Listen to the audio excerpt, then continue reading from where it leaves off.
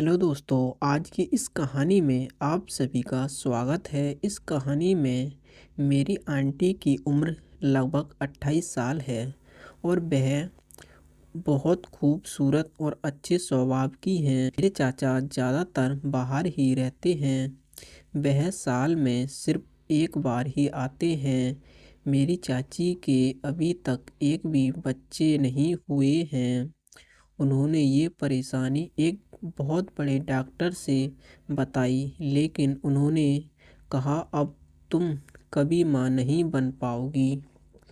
ये सब सुनकर उन्हें थोड़ा अजीब लगा, लेकिन फिर ये सब भुलाकर वह आराम से रहने लगी। वह थी कि एक लड़के को वह गोद ले, जिससे उनको बुढ़ापे में उनका सहारा बन सके, लेकिन अभी तक उन्होंने कोई भी बच्चा गोद नहीं लिया था।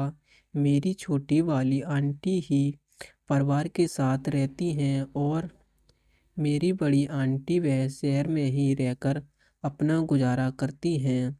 हमारे यहाँ पानी की बहुत ज़्यादा समस्या है, जिसे सभी को नहाने और कपड़े धुलने पास की नदी में जाना पड़ता है।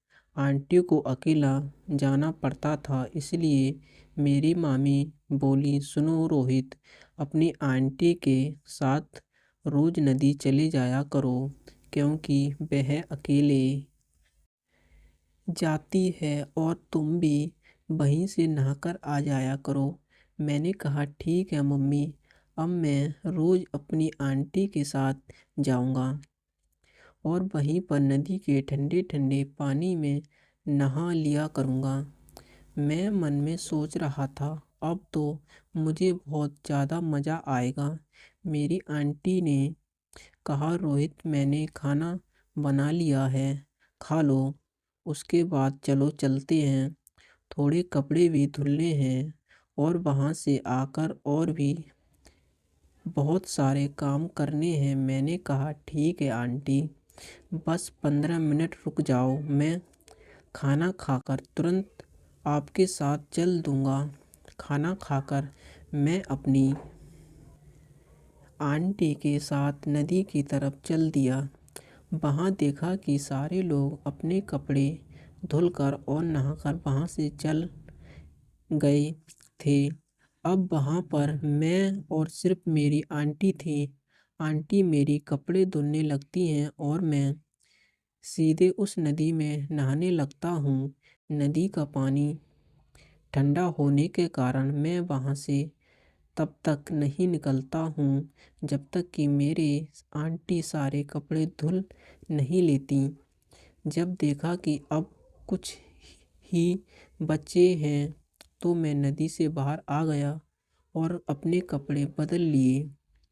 उसके बाद मैं और मेरी आंटी वहाँ से अपने घर पर वापस आ गए। 2 से 3 दिन तो यही चलता रहा।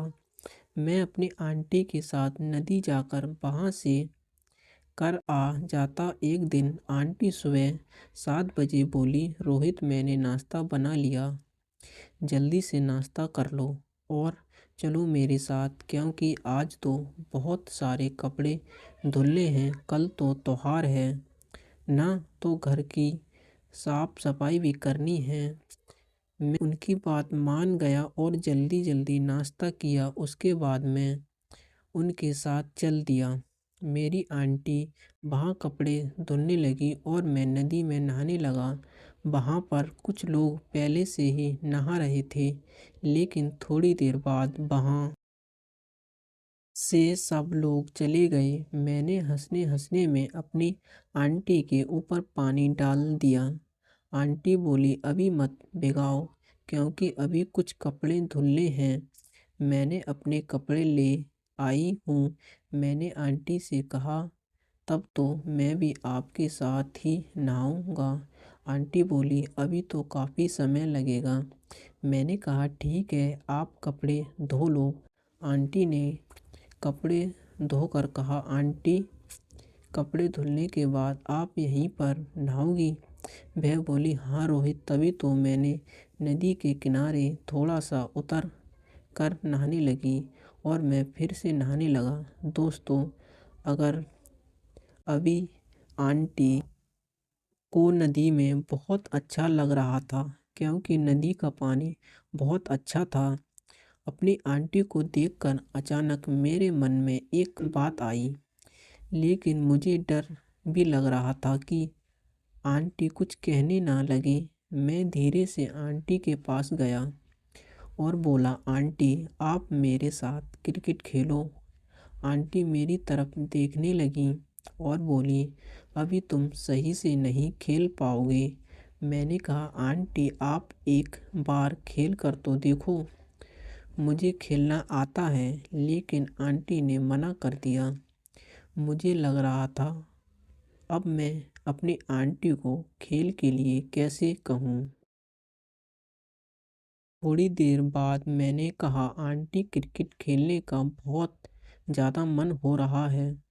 आंटी मुस्कुराने लगी और बोली, ठीक है, मैं तुम्हारे साथ खेल कर देखती हूँ किस तरह से खेलते हो। उसके बाद मैं और आंटी क्रिकेट खेलने लगे। मुझे बहुत अच्छा लग रहा था आंटी के साथ क्रिकेट खेलने में। वह बोली, तुम तो सचमुच में काफ़ी अच्छा खेलते हो। मैंने क्रिकेट में कम से कम 40 मिनट तक खेला। खेलते खेलते मैं काफ़ी थक गया था और आंटी के भी पसीना निकल आया था। उसके बाद आंटी थोड़ी दूर जाकर एक पेड़ के पीछे अपने कपड़े बदलने और उसके बाद हम लोग घर आ गए। आंटी ने खाना बनाया और बाकी लोग घर की साफ सफाई कर रहे थे। खाना बन गया। फिर आंटी ने कहा, अच्छा चलो पहले सब लोग खाना खा लो, उसके बाद फिर काम करना। वैसे अब थोड़ा ही काम रह गया है। लेकिन आंटी ने नहीं करने दिया और बोली, पहले खाना खाओ चलकर, उसके बाद सब लोग खाना खाएं और सब लोग आराम करने लगे। मैं बचा हुआ काम भी करके अपने कमरे में आराम करने लगता हूँ।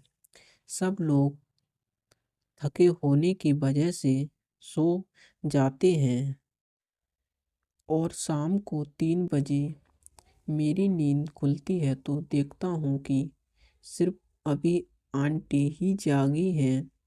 बाकी के सब लोग अभी भी सो रहे थे। मैंने सबको जगाया और मैं आंटी के पास जाकर बैठ गया। मैं और आंटी आपस में बात करने लगी। आंटी मुझसे वही पहले की बातें करने लगी और फिर मैं भी उनका साथ देने लगा। मैं आंटी से बात कर ही रहा था